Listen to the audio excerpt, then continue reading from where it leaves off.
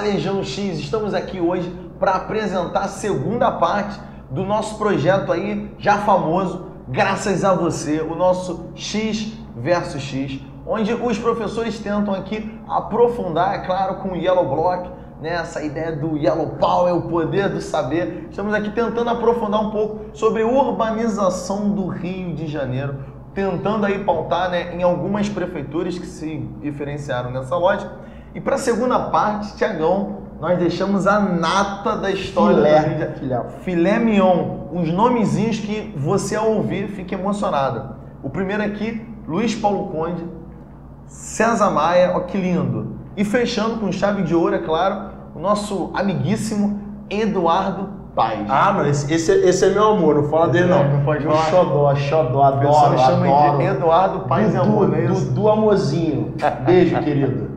Vamos lá, Zé Boni, taca a ficha. Então vamos lá. Então, gente, para começarmos aqui, uma coisa que gerou até dúvida aqui dentro do estúdio, o pessoal ficou brincando, sobre uma possível ditadura, calma pessoal, estamos só brincando, do nosso amigo César Maia, né? O pessoal achando que ele foi de 93, ou seja, ele foi eleito em 92, começa em 93 e vai até 2008. Thiago, calma aí, não foi isso? Explica pra gente melhor aí. Essa é a parada, Zé. Você tá falando que é brincadeira, mas se as pessoas forem analisar, né, o César Maia ele é eleito em 92, começa em 93, entrega o bastão para o Luiz Paulo Conde, que era aquele prefeito, né, gordinho, barbudinho, parecia o Papai Noel, que faltava o trabalho porque estava com indisposição estomacal toda semana, né, mestre? Gostava de comer um quitute. O Conde fica até 2000, onde o César Maia vai ser eleito. Claro que aí teve uma rusguinha, né? Eles brigaram com o outro e competiram nas urnas. Depois ele vai ficar de 2000 a 2008, ou seja, na prática, ele se elege o sucessor e fica mais 2 mandatos. São 16 anos aí de influência, né? Então, é um processo, né, de concentração de poder que também mostra um lado da política do Rio de Janeiro muito fraca, né, Zé? Em termos de figuras, em termos de liderança. Vemos agora uma campanha eleitoral para o governo do Estado amedrontadora, né, mestre? Né? Candidatos que, pelo amor de Deus, né? Não vamos nem entrar nesse mérito que não é o foco da aula, mas você percebe que existe uma falta de figuras carismáticas na política, né, do Rio de Janeiro. Isso faz com que o César Maia ele tenha uma figura parecida com o Maluf em São Paulo, né? Maluf em São Paulo, o pessoal diz, né, que ele, né, rouba, mas faz, né? Claro que isso aí é pesado, mas o César Maia é aquele, ele tem problemas, mas pelo menos ele faz algumas coisas, ele agrada determinados segmentos, e é complicado, né? Porque você acaba gerando uma série de injustiças urbanas, como a gente pode ver nas iniciativas dele, né, mestre? Perfeito. A gente podia, assim, perder um pouquinho de tempo para fazer uma análise sobre isso que o mestre Thiago está trazendo para a gente. Essas figuras que permeiam a política brasileira. Vamos entender aqui, galera, que o Luiz Paulo Conde, um arquiteto que nada conhecia de política, ele meio que entra, vamos lá, para continuar as obras do seu amigo César Maia. Como é que a gente pode entender, Thiago, essa ideia de uma política que, se você permite que a oposição entre, você tem que aceitar que as suas obras estão paradas. E aí você meio que indica alguém para seguir as suas obras aqui. A gente traz o projeto, né, Rio Cidade, muito importante. O Favela Bairro, que acho que você quer apresentar esse contraponto. Exatamente. A linha amarela, investimento importantíssimo para a galera que teve a duplicação da Avenida das Américas. Opa, estamos aí prestigiando um bairro que é importantíssimo, porque tem uma população já aguçada aí, né? Exigente, né? E a reforma na Avenida 1º de Março, né? Ali no centro do Rio. Mais uma vez, uma obra no centro do Rio, voltada, pautada no rodoviarismo. Como é que a gente pode analisar essa lógica dessa política, que você elege alguém para continuar as suas obras, e esse contraponto entre Rio Cidade e Favela Bairro? Zé, aí você tocou em pontos muito importantes, né? Primeiro, o ponto de vista político. Demonstra que não existe a responsabilização legal, jurídica do cumprimento das obras, né? Você percebe que as medidas elas são, na verdade, fachadas eleitoreiras, né? Os prefeitos lançam projetos sem a participação da população. Ninguém perguntou a você aí, que mora perto de uma área onde tem BRT, onde tem Transolímpica, Transoeste, se você queria receber essas obras. Mas elas foram criadas mesmo assim e vão ser usadas como bandeira política. Então, na verdade, o prefeito ele torna-se uma espécie de herói da transformação e diz que somente ele pode terminar isso, né? Ou seja, não existe um processo de responsabilização. Então você vai criando esses sucessores aí meio escusos, né? Uma outra temática que você levantou que é importante é a questão da centralidade, né, Zé? E também do aspecto da territorialização. A gente em geografia fala, né, que a partir dos anos 90, a cidade sofre uma desterritorialização, né? É a lógica do quê? Dos espaços que eram separados, eles vão se integrar, se encontrar. E aí você mencionou a linha amarela, mencionou obras na 1º de março, mencionou corredores, né, que é um problema que a gente até falou na outra aula, do sítio urbano do Rio de Janeiro, onde a todo momento que eu posso esticar um corredor de integração, eu vou fazer isso. É uma necessidade, inclusive, do Rio. Só que, mais uma vez, a aposta rodoviária, garantindo mais IPVA, né, obviamente, que é muito interessante para as prefeituras, e prestigiando áreas centrais, né? Isso é um problema. A Barra da Tijuca hoje sendo chamada de nova centralidade no Rio de Janeiro por alguns empreendimentos imobiliários, né? Ou seja, o Rio de Janeiro vai virar uma cidade policêntrica daqui a pouco, com vários centros. Isso tem um tom de especulação muito forte. Então você direciona para o núcleo esses investimentos e a periferia fica excluída. E isso é muito interessante para quem? Para quem está no centro. Então, por exemplo, essa questão que você levantou, as obras do César Maia, quando elas eram para a região central da cidade, para a região da Zona Sul, era Rio-Cidade, gente. Rio-Cidade. Estamos trazendo inovações, iluminação, asfaltamento, infraestrutura. Quando eu vou fazer na periferia, é obra do favela bairro. Agora imagina, você compra uma casa num bairro do subúrbio e tem uma placa na entrada da sua rua dizendo que você mora na rua do favela bairro. Olha que agradável, né, gente? O que eu estou criando? Uma subvalorização da periferia e uma supervalorização do núcleo. Ou seja, esse núcleo vai me pagar mais IPTU e deixa a periferia quietinha, a reserva imobiliária para momentos futuros, né? Então, você joga uma dinâmica interna na cidade de aparente melhoria, mas na verdade você está contribuindo para a especulação e para esse cenário terrível, onde ninguém compra casa no Rio de Janeiro. É impossível você hoje comprar uma casa. Na Tijuca as pessoas pagam 600 mil reais num apartamento e acham que é vantagem, né, Zé? Até tivemos a experiência aquela vez, né? A gente estava, dando a volta pelo centro, porque o Zé Bona a gente passeia, né? A gente tem costume de andar juntos, né? Não sai junto, é uma coisa nossa, ninguém tem que se meter nisso. E entramos num empreendimento onde o apartamento de 600 mil era o mais barato. Isso é impossível, inconcebível numa cidade que quer incluir, ou seja, é a cidade da exclusão, né, Zé? Com certeza. Bem, a gente segue aqui com algumas obras, né, que deveriam ser ainda ressaltadas nesse pós-governo, ou seja, a volta, como diria o mestre, o retorno de Jedi, né? E uma das obras marcantes do César Maia vai ser a cidade do samba, né? Ou seja, esse centro agora ele precisa de uma nova função, né? Nós vamos falar isso através da ideia de reterritorialidade, né? Isso ali naquela área ali do centro, da Gamboa, ali uma área histórica. Vai ter também o Centro Luiz Gonzaga de Tradições Nordestinas. Conhecido como Pavilhão de São Cristóvão, né, mestre? Mas agora tem que mudar o nome, né? Ou Feira dos Paraíbas. Feira dos Paraíbas, a quem se encoraja a dizer isso. Isso é terrível. Vai haver aquele Pan-Americano, aquele sucesso total, isso, onde vai haver algumas obras do Parque Maria Lenk, Parque Aquático, né? O Parque Aquático, o Estádio Rio, o Velódromo Municipal do Rio, o HSBC Arena, que vai ser privatizado. Olha que beleza. Isso é muito importante, né? E agora, né, se eu não me engano, é a cidade da música que recebeu um novo nome, Cidade das Artes. Parece que a primeira obra foi mal feita. Fez-se, na verdade, um elefante branco aí, né? Alguns chamam. E como não dá para tocar música, vamos expor arte, uma vez que a população do Rio ela tem uma relação muito estreita com arte. Claro, óbvio. Né? Thiago, latente. O que você pode trazer para a gente, pautado em obras, né, de entretenimento, né? Essa política que foi um dos marcos do César Maia, e essa lógica de, mais uma vez, investimentos concentrados, né? Tangenciando a área do centro e a área da Barra da Tijuca. Zé, aí aquele lance que você falou na outra aula, né? Quem não assistiu, assiste lá o nosso primeiro episódio, né, desse X versus X, que você falou das perversidades. Aí no segundo mandato você vê que o César Maia já entra com a sola levantada, né, com as travas à mostra, atendendo ao capital especulativo imobiliário. Por quê? Um Pan-Americano que teve a previsão inicial de 500 milhões de dólares e custa 5 bilhões. Gente, você imagina você entregar para o seu pedreiro um cartão de crédito, ele dizer que vai gastar 10 mil reais, ele chega com a fatura de 100 mil. O que você faria?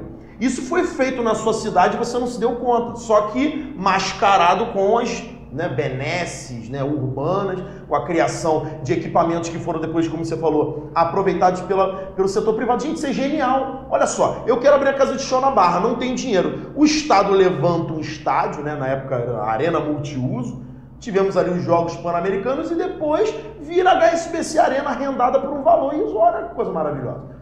Você cria uma cidade da música que deveria ter ópera, cinema, e refaz a obra, como o Zé Bonner falou. Constrói, gente, uma vila do Pan-Americano sobre terreno pantanoso na Gardenia Azul. Os prédios estão afundando hoje em dia na entrada da Barra da Tijuca, depois ali do Barra Music. Então você vê que um desperdício de dinheiro público e, claro, a população alienada com o seu envolvimento ali, bem populista ligado ao samba, o carnaval, cada vez mais dinheiro aplicado nas escolas de samba, valores vultuosos que a gente discutiu no nosso Elemento X, um programa sensacional, quem não viu assista lá o primeiro, sobre o carnaval. E aí a gente tem que perceber essa realidade, é atender a uma área que ainda não tem dinamismo, trazer os investimentos. O capital imobiliário se apropria daquela área e essa área torna-se um vetor de desenvolvimento incrível. E claro, com uma repulsão social fantástica, mestre? Lembre que onde hoje você tem a Vila do Pan-Americano, tinha ali uma favela, na Gardenia Azul, que foi expulsa para a construção da importantíssima Vila do Pan-Americano, com a proposta de um legado para as Olimpíadas que não existiu. O velódromo, por exemplo, que o Zé Bonner citou,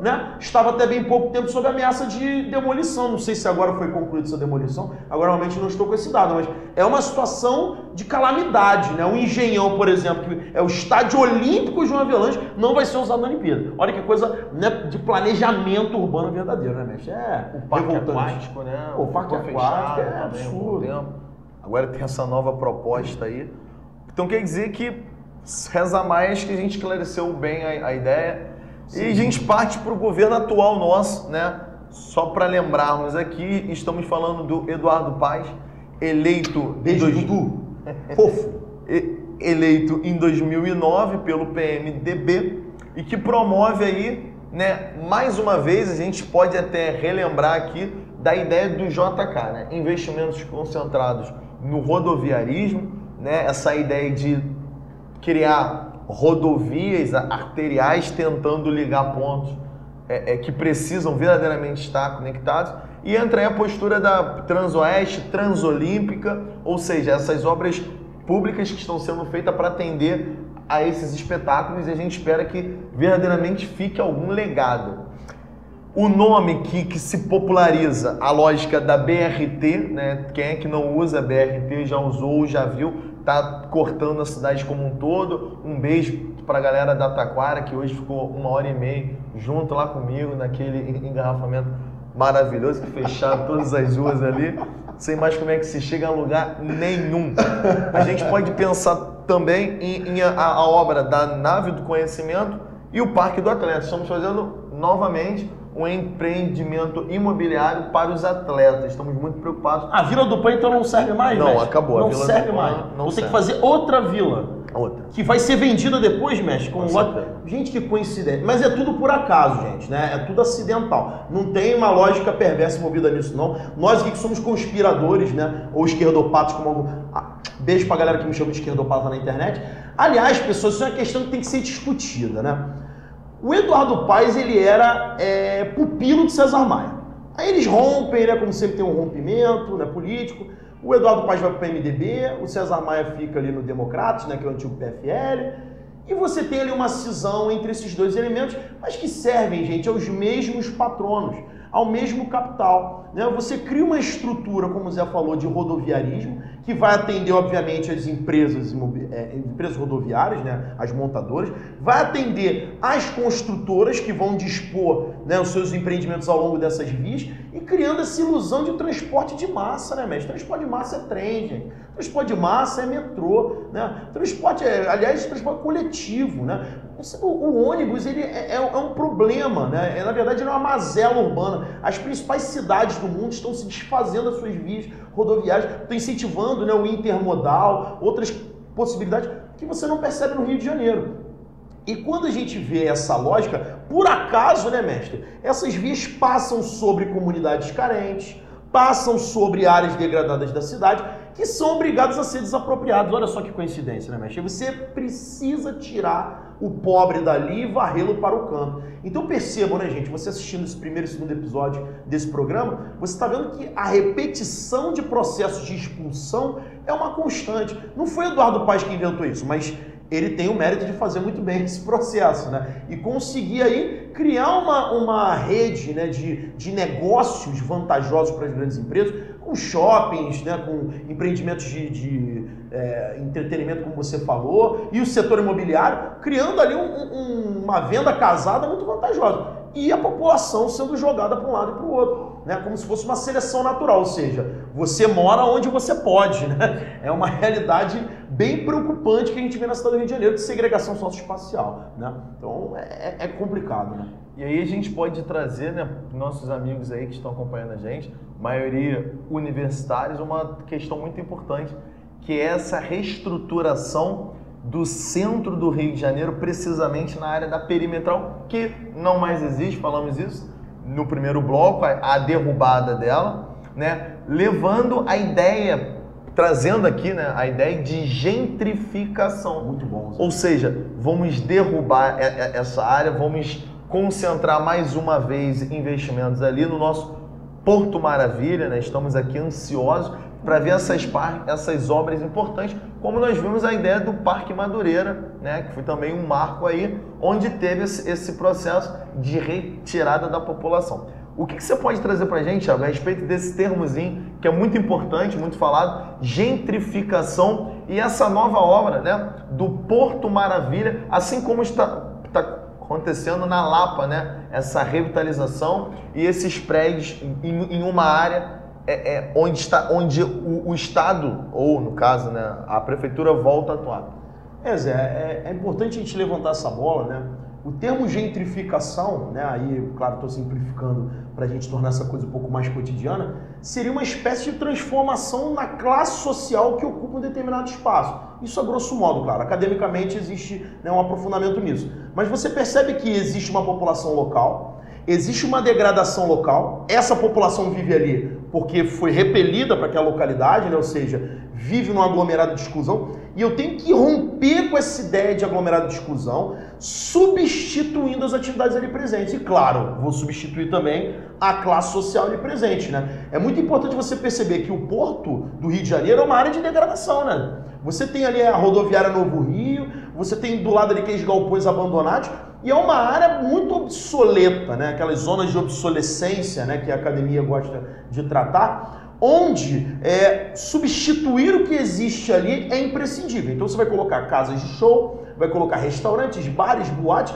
vai se tornar uma nova área de lazer na cidade do Rio de Janeiro para a população bem privilegiada. E, por coincidência, apartamentos que custam R$400 mil, né, em valores iniciais. Na Lapa, que você falou a mesma coisa, né, Zé? Na época que eu era universitário, ir para Lapa era o local da rataria, né? Era o pessoal que ia ali tomar um negócio, a coisa mais popular, tinha prostituição, tinha mendicância, e você convivia com aquela realidade. Agora, né, gente, são atores globais, né? É Franz Ferdinand fazendo show, né, na Fundição Progresso, Macy Gray, né, gente? Cauã Raymond tira selfie debaixo dos arcos da Lapa. Então você mudou o perfil, né?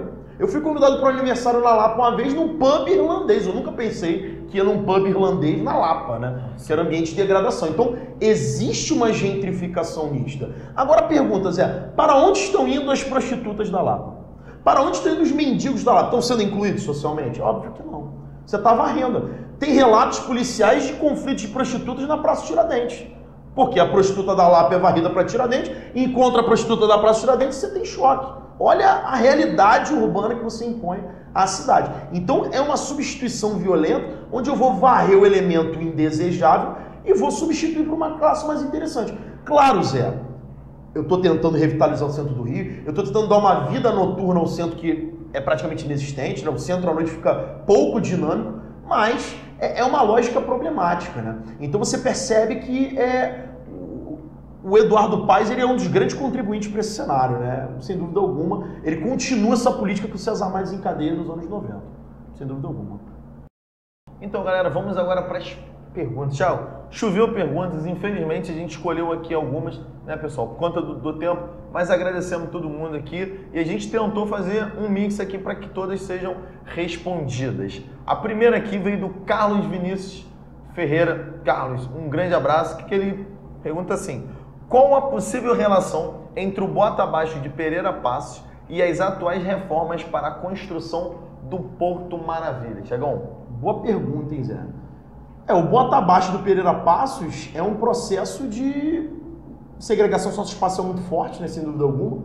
Você vai substituir uma grande parte, né, dos lotes ali existentes no centro da cidade por construções cosmopolitas, né, como o Pereira queria, e com isso você repele população mais pobre, né?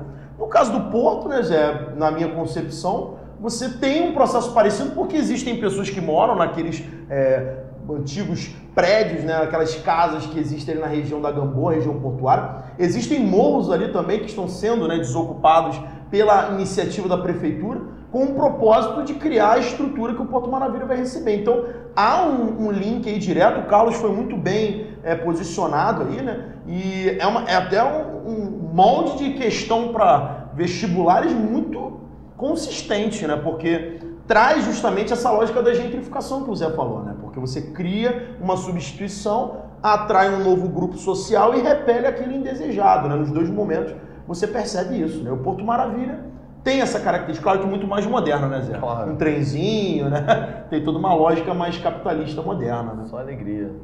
Então, Carlos, vamos lá, vamos agora pro Renato Brandão do MEA, que manda assim: até que ponto o processo de favelização foi determinante para os atuais índices de violência? Tem que ter cuidado para falar disso, né? Porque tratar a favela como o problema é normal no Rio de Janeiro, né? Qual o problema? A favela. Tira o quê? A favela. Gente, violência decorrente de concentração de renda, desigualdade social, exclusão, opressão, né? Lembra, né, da física, né? Você tem ação igual, uma reação igual e contrária. Se você promove opressão, você recebe de volta violência, né? E a violência não é causada pela favela, é causada pela exclusão. Então, tanto a violência quanto a favelização, elas são consequências do molde que a sociedade atual se arranja, né? E a gente tem que tomar cuidado, né, Zé? Porque a gente fala dessas coisas, o pessoal acha que a gente é socialista, né? Não, gente, nós não somos socialistas, a gente gosta de trabalhar para ganhar dinheiro, gosta de trabalhar para construir um patrimônio, mas parece que ser capitalista hoje é sinônimo de gerar miséria. E miséria é complicado, né? Porque você gera essas reações violentas que são muito gritantes, né? Então hoje vivemos numa cidade muito partida e muito problemática. Uma coisa que eu queria só apontar, Zé, nessa pergunta que foi bem colocada: como o Rio de Janeiro ele tem um perfil de centro e periferia diferente das demais cidades brasileiras, né? Você vai em São Paulo, o rico do Morumbi mora a dezenas de quilômetros do cara da periferia. Agora, aqui no Rio, o cara tá ali na orla altamente valorizada ali na Vieira Solto, e metros depois você tem a favela, né? Você tem um Cantagalo ali pertinho de Ipanema, você tem o Pavãozinho pertinho de Copacabana, você tem o Vidigal. Então são favelas próximas das áreas nobres. Isso vai gerar um incômodo maior da elite com esse favelado, criando essa ideia de violência. E o choque da polícia com esse gueto também muito mais intenso, que acaba gerando uma ideia de violência muito maior. Mas em São Paulo a periferia também é muito violenta, Brasília, né? As grandes cidades são muito violentas na periferia também, né? É verdade. Bem, agora aqui um grande prazer responder a pergunta de uma aluna minha, Sabrina Freire, foi minha aluna há uns 5 anos atrás, de São Gonçalo. Beijinho pra você. E ela fala assim: Vocês acham que as UPPs representam um processo de reterritorialização do tráfico e da violência? Supondo, claro, que as comunidades ditas pacificadas extirparam o tráfico. Nossa, foi sua aluna mesmo, né? Para botar reterritorialização, isso aí tem a marquinha Zé Bonner aí de qualidade, né, gente? Realmente, né, gente, a reterritorialização é muito importante, né? O trabalho do fantástico Marcelo José, do Heisbert, né? São gênios aí da geografia, que tratam essa ideia do território, e é muito importante você entender que o território é separado por fronteiras, que podem ser visíveis ou invisíveis.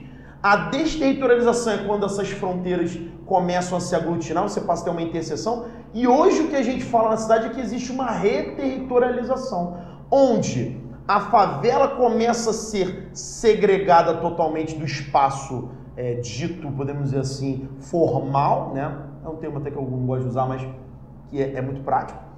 As pessoas começam a se clausurar em condomínios, as pessoas vão para clubes exclusivos, para academias fechadas, para shopping centers, ou seja, a cidade está toda fragmentada e reterritorializada. Os territórios voltaram a surgir na cidade. E a UPP é uma demonstração disso, né? Porque eu crio ali uma chancela da polícia, isolo aquela área da cidade, sufoco o tráfico de drogas e tento ali, né, inibir essa realidade. Mas nós sabemos que a UPP não soluciona questões sociais, ela não melhora índice de educação, ela não melhora qualidade de vida. Na verdade, ela vai contribuir para a segregação do pobre, que é uma coisa que a gente está vendo hoje. O pobre sendo expulso da favela. Olha o ponto que chegamos. O pobre vai para a favela porque ele é excluído. E na favela ele começa a ser excluído novamente, ou seja, uma reterritorialização, né? Um rearranjo desse processo urbano. As elites gargalham, né, gente? É óbvio, né? Você vai começar a ter condomínios de luxo em áreas que eram favelizadas. Isso para o capital especulativo é incrível, mas para a realidade social é uma tragédia, né, verdadeira. Fazendo um adendo aí, até porque a Sabrina, show de bola, a gente lembrar que essa ideia da intervenção do Estado na comunidade, ela vai forçar a esse cara que normalmente vivia, né, numa completa informalidade, a se formalizar. Ou seja, a cidade informal, que é a favela, ela deixa de ser informal e passa a ser formal. Aí vamos entender, o excluído que está ali, que normalmente vive com um salário mínimo, tem como pagar IPTU, conta de luz, conta de água, os impostos que o Estado leva com a pacificação? E aí nós estamos vendo um caso aí de favelados que estão invadindo um prédio da Oi. Ou seja, é isso que você falou, eles estão sendo expulsos da favela e aí eles promovem essas ocupações desesperadas. Pessoal, não tem como você fornecer bens a uma sociedade que vive com R$724, onde um aluguel em áreas precárias ele custa R$400, R$500. Essa ideia de sermos socialista, isso até me deixa feliz, né? Que o socialista normalmente é um cara que reflete. Gente, nós não somos socialistas, nós apenas vamos um pouquinho mais além desse discurso comprado. E para terminarmos aqui, Tiagão, do Tiago Augusto de Santa Teresa, estamos indo longe e subindo áreas. Até que ponto uma política de drogas que se afaste da atual guerra ao tráfico pode ajudar? Isso é um tema que até a gente vai trabalhar no programa mais à frente, né? Aguarde aí, galera X, que a gente vai falar sobre essa questão das drogas.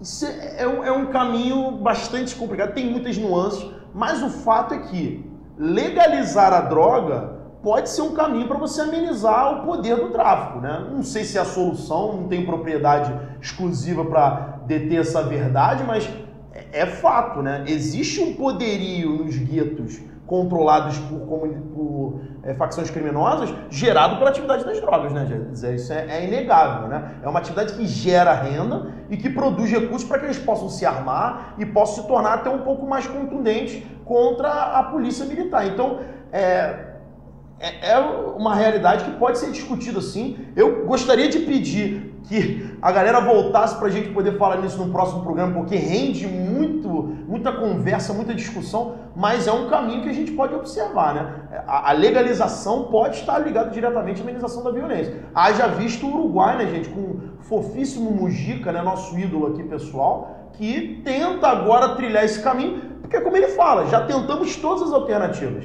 Vamos buscar essa para ver se ela dá certo. No Brasil, isso não foi tentado. Agora, Pra galera que é do PSDB, não esqueçam, o próprio Fernando Henrique Cardoso hoje já fala, né, favoravelmente à legalização das drogas. Então é algo que a gente deve, né, discutir, né, como possibilidade para a nossa sociedade, sem dúvida alguma, né? Não sei o que você acha. Não, é assim, é uma opção e ela é bem viável. Então estamos encerrando. O cameraman tá agitando aí mais do que a Ivete e a Cláudia Leite. Para terminar, Michel, considerações finais aí pra galera. E antes disso, dizer que foi um grande prazer estar aqui contigo e com a galera X. O que tu manda aí pra gente? Bom, pessoal, primeiro também gostaria de manifestar aqui meu prazer, pessoal, de estar com meu parceiro, amigo, sócio, irmão, né, que é o Zé Bonner, que é um cara fantástico. Né, tentamos aqui trazer para vocês a qualidade no Projeto X a cada semana, né, estamos aí nos esforçando para buscar o melhor. Esse papo foi muito proveitoso, né, e é um privilégio realmente a gente estar partilhando esse tipo de conversa, porque a urbanização é um tema rico e mais do que isso, né, ele versa com a sociedade, com as suas características, com as suas perversidades, né, com suas mazelas e qualidades. Né? Então, a cidade, apesar de muitos não gostarem de falar isso, ela é um reflexo, sim, das sociedades que ocupam, sem dúvida alguma. Ela é mais do que isso, mas ela também carrega essa marca. Né? E o Rio de Janeiro, né, gente, eu gostaria que ele fosse maravilhoso. Eu não compartilho dessa opinião porque eu acho uma cidade muito massacrada e muito desigual. E onde tem desigualdade, tem gente triste, tem violência, tem opressão. E não podemos nos classificar como sócios, né, numa sociedade observando tais índices de desigualdade. Mas rogamos que isso mude, né, gente?